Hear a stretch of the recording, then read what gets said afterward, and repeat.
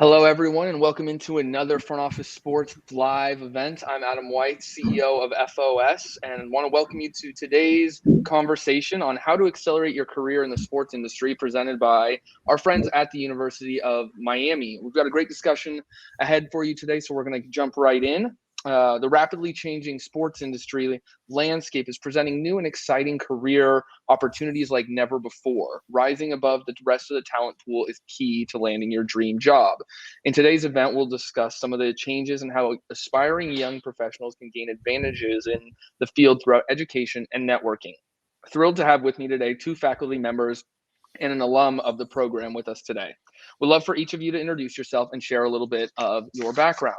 Warren, I'll turn it over to you first. All right. Hi, welcome. My name is Warren Whisenant. I've been at the University of Miami for 17 years now. Prior to getting into academia, I was involved in sports with both the KFC and Frito-Lay. I was in charge of customer relations and hospitality at the Indy 500 and the Kentucky Derby and several universities. So my background really is not with the teams, but from the other side of the table as one of the sponsors for a lot of events. Awesome. Excited to have you and appreciate you joining us. Wendy, we'll toss over to you. Thanks, Adam. I'm Wendy Dees. I'm a professor and I'm the graduate program director at the University of Miami. And I'm entering my 12th year at the U. And I teach courses on sport marketing and sport sponsorship in our UOnline graduate program. And I also came from the industry before entering academia. So I was an account executive for Synergy Sports Marketing in Orlando. So it was a full service agency that primarily focused on supporting professional golf events with their marketing, sponsorship, hospitality, and event management. I also came from the sponsorship and sales side of the industry and really worked on the B2B side of things. But my industry experience is also where my marketing and sponsorship expertise derived from. So really appreciate you guys having us and highlighting the program. So thanks. Awesome. Excited to have you. And Ayla, over to you. Hi, yeah, thanks for having me. Ayla Acosta. I am currently an account services executive with the Arizona Diamondbacks. Also a front office sports Rising 25 winner from 2020. And I graduated from the University of Miami with the Sports Administration Master's Program in 2019. So kind of a whirlwind of experience and continuing to just keep moving, but happy to be here and share my experience. Awesome. Well, excited to have all of you, and thanks for jumping on for this quick conversation. So, I'm going to turn this over to Warren and Wendy to start, but how has the master's program evolved over the years to address some of the shifts in the industry? Like, what are some of the new skills that are most important for students to learn if they want to excel now? Well, I'll get started. I think one of the areas that a lot of people didn't expect is being able to work remotely, online. When we started the program, COVID wasn't here, and it was a new experience for people to work online. And I think being focused the way we are with a lot of projects, people learn how to work remotely with people from all across not only the country but in other countries as well. So I think that's been a big part, and the introduction of our globalization of sport course has been very important as well. Yeah, and I'll add on to that, Adam.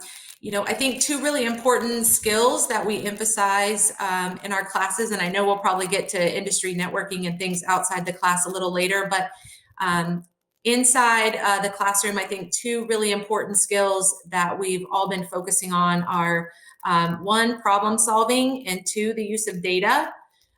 So we know from the research that the number one skill that employers are looking for today, not just in sport management, but across the board, is, employees to come in and be able to problem solve.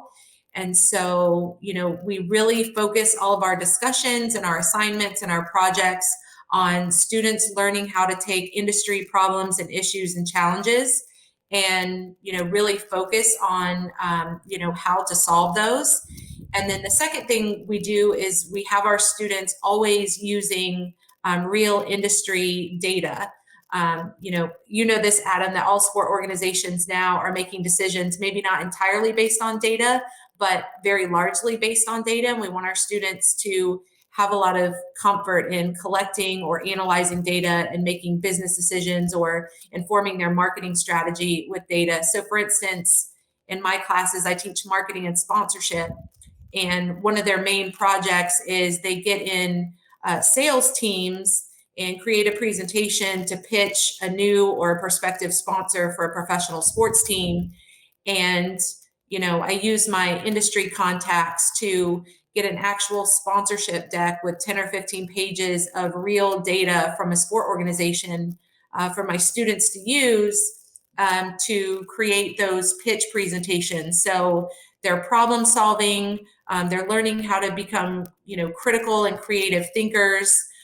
They're using actual data that teams also use on their sales side. So I think it's really important for students to get that problem solving and that data experience. And then they can go straight to the interview table and say, I've developed these skills, but I've also done the actual job requirement that you're asking for in this position. So I think that's really important. Awesome. And Ayla, is that what you took to the interview table after your time at Miami? Exactly what Dr. Dees laid out? Yes, exactly. It was actually really cool because a lot of what I learned in her class was similar to what I was doing at the time. During that program, I was working in minor league baseball in sponsorship as well. So it was cool to kind of see all that come together in real life in real time. When it came to a master's program, Ayla, and this I'll go back to you, right? Like, what do you feel like separated UM or what drew you to it? Obviously, you were already working in the industry. Like, why did you feel like you had to go back and take the educational side of your career to another level? Yeah. When I first had found this program, I was just super excited to be associated with the University of Miami. You hear about Miami, nationally, globally from the sports field, but then also just from the education standpoint. When I was a junior in college when I was starting to really look at post-graduation programs. And I just knew I wanted to set myself apart from everyone else. And the way to do that was continuing my education. At the same time, I also really wanted to get straight into the career world and, the workforce and start getting that experience. So this program allowed me to do that, to work hand in hand. So I was working full time in minor league baseball and doing a master's degree program in sports administration. So, it was definitely an experience that taught me a lot of time management, but it was really cool to have it kind of, as I said earlier, just as I learned, it was immediately applicable. But again, just University of Miami, just being a really sports-based school, it made sense to then learn the sports industry from the school. How did you manage? I think that's the one thing when it comes to continuing professional education, especially nowadays. We were talking earlier, Dr. Whisenant, about the idea of virtual, and you guys being virtual. Also, school is a lot of that's put on virtual. So for you, Ayla, how did you manage, working a full-time job, also doing online education? Because I think that's one of the other hesitations when it comes to people who are looking into further education, is being able to balance both what they're doing in their career and then also being able to try and take the next step. Yeah, I won't lie and say it was easy. It was definitely a challenge, but it was a really good, productive challenge. In the sports world, because it's such a non-traditional employment, you have to be ready to work non-traditional hours, weekends sometimes, and this really set me up for that. And so it's kind of funny, whenever I finished the program, I had time, so to say. And so I felt really weird, whereas most people who might not have done both at the same time, they're used to that constant workflow. So for me to be able to then graduate and then just focus on work, it was like, what do I do with all my time? But to be able to do both, I think it's just, you have to really think about your time management. I actually spent a lot of nights when I was working a game. Whenever I had a little bit of downtime, I would run up to a suite, or we had an auxiliary locker room, or I might walk back up to my office and do my papers or respond to blog posts. So it's really like a simultaneous sort of thing. But I always challenge myself to finish it before the weekend, so I would have a little bit of breathing room. Love it. Love it. We'd love to talk networking. I know we already hinted at that, and Dr. Dees, I'll probably toss it to you because you were the one who mentioned it. Obviously, one of the things that we've always been told, it's not all about what you know, it's about who you know. And obviously, I think we know it's a mix of both nowadays. But, talk about the importance of building and leveraging one's own sports network, and just, take me through UM's ability to help their students and their faculty and whoever else comes into the program's kind of aura, the ability to kind of level up from that side of things. Yeah, so I'll say that probably 2 years before we even launched the UOnline program, when the faculty were sitting and thinking about the design of this program, the number one goal for the UOnline program was for it to mirror the on-campus graduate program as much as possible. So we wanted our students to have the same education and the same experience online, with the modality being the only difference. So same curriculum, same faculty, and most importantly, same engagement and same access as our campus students as much as possible. Because like you said, it's, people say it's not what you know, it's who you know. And we like to say it's not who you know, it's who knows you. And the way that you do that is through volunteering and interning and networking. And we knew that those things were going to be critical for our UOnline students, and that would be the biggest challenge with the different modality. But we were determined to give them, the same top quality education and experience. And so the way we do that with our UOnline program to help our students with their virtual, networking and their access to the industry is, our students have industry executives interviews embedded in every single one of their classes. So the content and the media pieces that they're watching in class, a lot of times they're not us, they're industry experts that are giving, kind of small lectures in their classes. Our UOnline students have been coming to our sport industry conference on campus, every spring. For the last 4 or 5 years, we've offered scholarships to get our students there. They also have every option to come on campus and participate in anything that our campus students do. So they've come for orientation, for graduation. We've had football tailgates with our UOnline students there. But the other thing is, every time we create an industry partnership, which is what our program is known for, all of our contacts in Miami and then, domestically and globally, the first thing we ask our partners is, how can our UOnline students get involved with this? So they have the same access to internships, study abroad programs. We always, make sure that our partnerships have that component where the UOnline students can get involved. So they have 100% access to our, UMiami global network. And, we're really proud of that. And that's very important to us. Yeah, to just add on to that, as Wendy said, it was absolutely critical to us that the same faculty that teach on campus teach the online classes. And we've been able to maintain that. And we have a full-time internship coordinator, Paul Resnick, who's also available. And when possible, we've done everything we can to help the online students get internships in their areas. How's the alumni network helped? And I know, Ayla, that's probably more on your side of things, but would love to get an understanding of, activating. I think Dr. Dees, you mentioned this earlier, the tailgates and everything like that. But take me through the alumni network experiences. It's not only just like who you know and who knows you externally, but also internally, obviously. And as you guys have built out the program, I'm assuming that alumni network now reaches far and wide. But would love to get, any anecdotal evidence from you, Ayla, around the alumni network, and then from, Dr. Dees just broadly around, how you guys have cultivated the alumni network and any notable alumni that you can kind of lean on. Yeah, from my side, there's that theory that we're all connected by 6 degrees of separation. But when it comes to sports world, I swear it drops to like 3 degrees, maybe 2. If not so one, it's who knows? Such a fun, yeah, right. It's such a fun and like small, tight knit community, but also very large and expanse.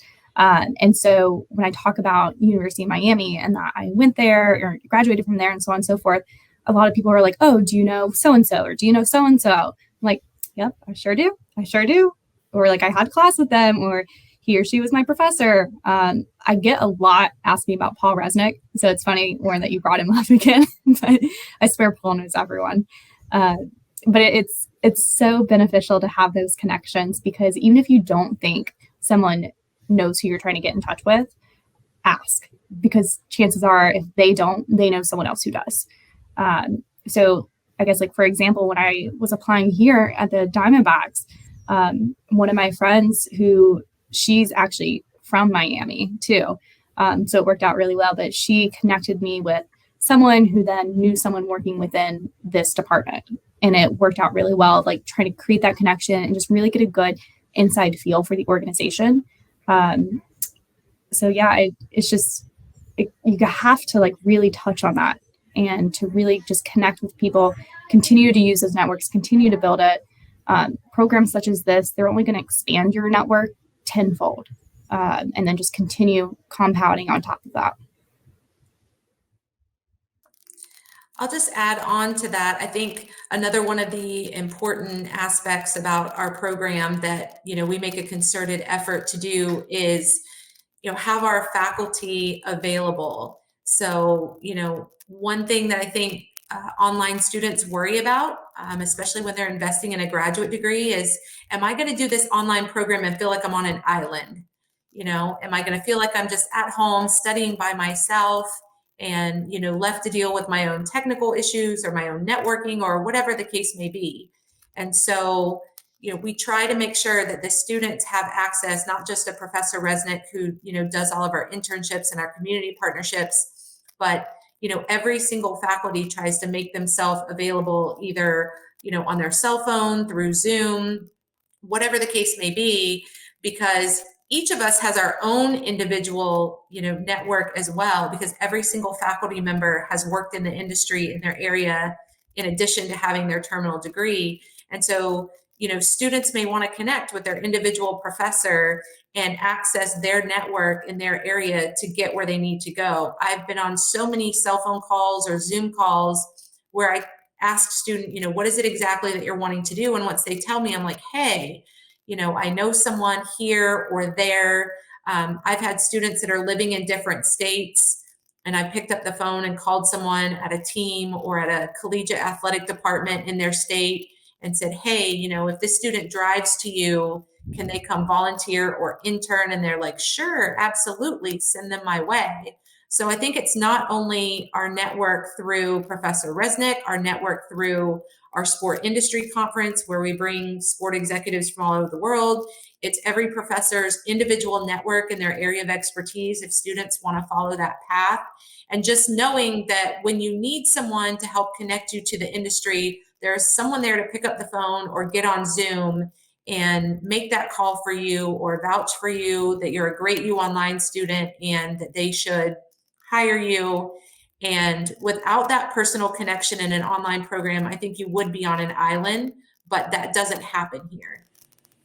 Yeah, to add to that too, a lot of people think if you're going into an online program, you're going to be in with 200 people, and you're just lost. All of our classes are limited in size intentionally to make sure that we can have that one-on-one connection.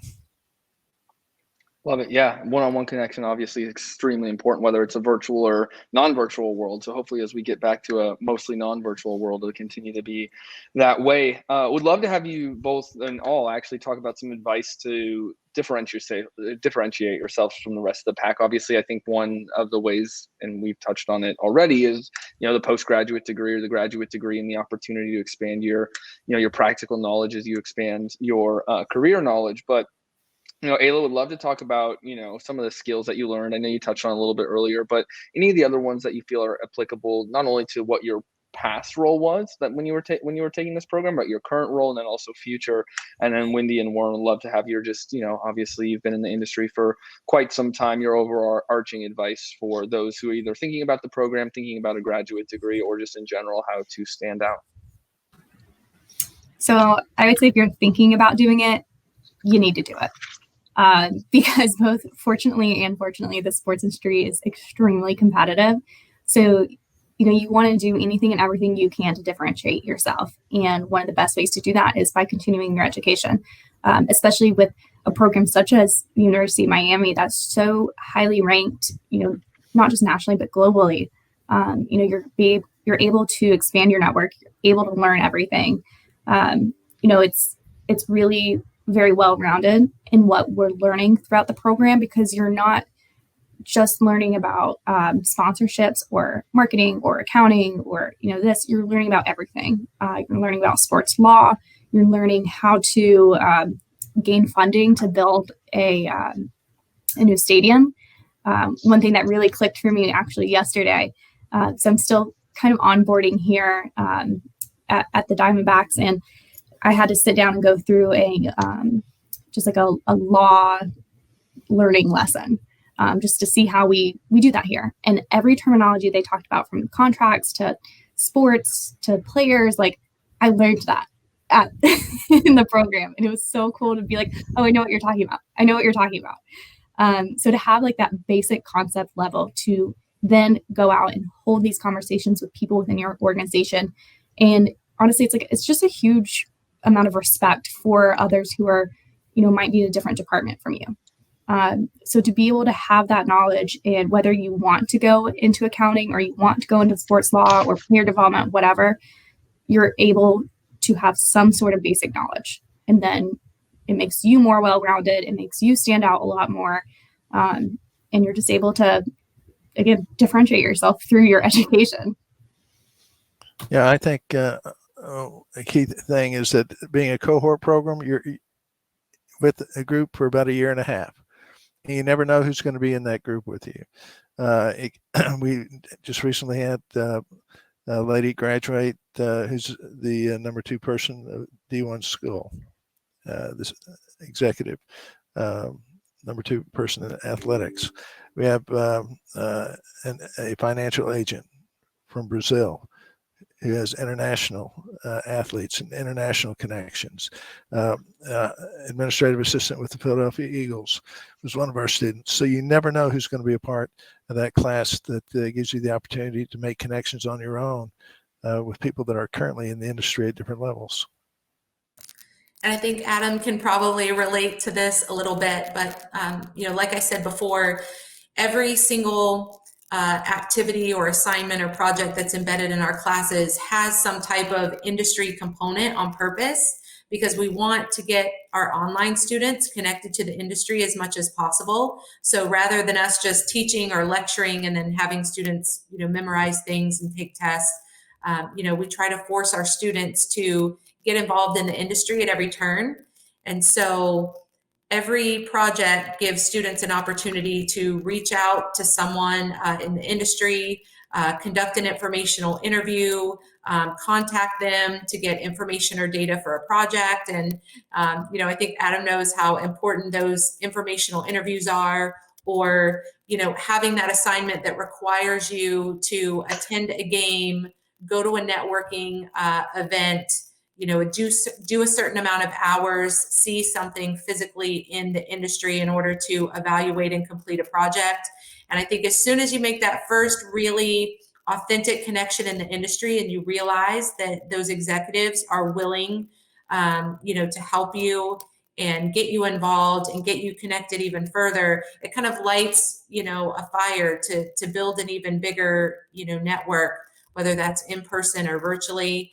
And we do that as much as possible, because we want our students to not only they're gonna start their network within their own class, obviously, but then we want it to grow exponentially from there. And then, like Ayla said, the sports world is actually way smaller than you think it is, and that network will take off very fast with the first few good connections. So I think our students realize that we make the effort to help them with that. And they end up in places like Ayla. Yeah, not a bad place. And Arizona, as a Arizona resident myself, former Arizona resident, I guess I say myself. Well, would love, with the few minutes we have left, obviously there's a lot going on in the sports industry. Would love to get just each of your own take on some of the things that you're watching from a high level, potentially some of the things you may be incorporating specifically, Ayla, into your job, or, Wendy and Warren into your classes. But, we have about 5 minutes left here. So would love to kind of just go through what you're watching, what you're paying attention to, and maybe what people who are watching this, even if they're not going into a postgraduate or graduate degree program, should be paying attention to. So, Warren, I'll start with you.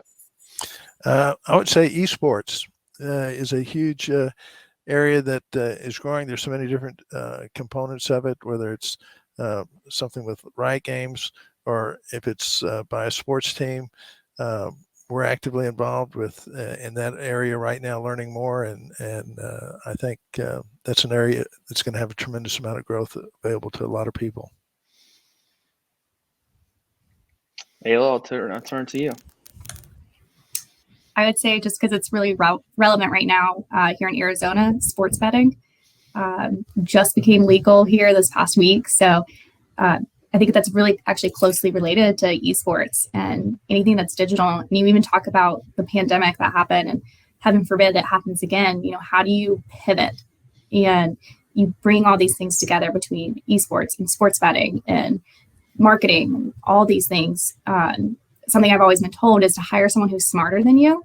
And so a lot of these like esports and sports betting and things like that, that's who I'm looking for whenever we're looking for interns or new hires. I'm looking for someone who has more knowledge than I do, honestly. So, have you placed a sports bet yet? Are you allowed to tell us if you have? I have not. Dang it. Almost one time. Wendy, how about you? Don't get her fired in the very beginning of the new job. No, I would never. Come on. You got to test the product. Caesars or whoever is a big partner of the Diamondbacks. It's Caesars, right? I think. Gila River. Gila River, excuse me. Gila River, yeah. And Caesars, yeah. Yeah, well, I'll just add on to that, since I'm headed here in a few weeks to the Sport Marketing Association conference out in Vegas. The research that I'm presenting is on two areas that I think are huge right now and going to be bigger later on. Looking at NFTs in the sports world and kind of where that's going. And I know that's really in its infancy, but a revenue stream that I think all sport organizations are trying to figure out how to dip their toe into. And then since I'm a sponsorship researcher, I'm always looking at what new revenue streams are happening on that side of things. And we've got a study where we're looking at consumers' perceptions of sports teams that have CBD sponsors. So that's another area. It's kind of like what you guys mentioned with sports betting. That was, that was a touchy subject for a long time before the repeal of PASPA. And now it's like gates wide open and everyone's, jumping on sports betting and everyone's fine with that now. And CBD is lagging a little bit behind, but I think that's the next big growth area in terms of sponsorship revenue. But teams and leagues are kind of dipping their toe in that pond a lot more slowly. But certainly athletes are getting involved in that, and there are already athletes that are brand ambassadors for CBD brands. And so I think everything that we mentioned here are areas that students need to keep their eye on. I always tell my students, if you want to get a job in the sports industry and it's extremely competitive, you need to keep your eye on growth areas, because growth areas are where the jobs are. So we're talking about these areas in our classes, not just because they're important to the business, but that's where those doors are going to open to get your foot in the sport industry. Love it. We have 2 minutes left. Would love your best one-liner from a career advice standpoint. So we'll go around the horn again. Ayla, we'll start with you. Oh, I knew you were going to start with me. It's like you're a Rising 25 winner, and you know how this all works. Who would? Oh, I know. Gosh, I would say my best piece of advice is keep learning. And really, to expand on that, it means whether it's postgraduate or keeping up with day-to-day news, or, as Dr. Dees just spoke about, growing industries, keep learning. Love it. Dr. Whisenant? I would say never underestimate the people you're with, because you may need them down the road, and your paths may cross in places where you never expected, and many years later. So Love it. Always be good. That's it. And Dr. Dees, to finish us out. I think since we're moving into the massive NIL era, I would say start building your personal brand early and work on it often. Awesome. Well, I appreciate it. I think that's a great way to end and a great way to finish. So really want to thank everyone, all of you, for joining us today. For those who are tuning in, if you want to learn more about the University of Miami's online Masters in Sports Administration program, you can speak with an enrollment advisor at any time by visiting uonline.miami.edu. And I just want to say thank you all again for joining us, and have a great day. Thank you. Yeah, thank you. Thanks, Adam.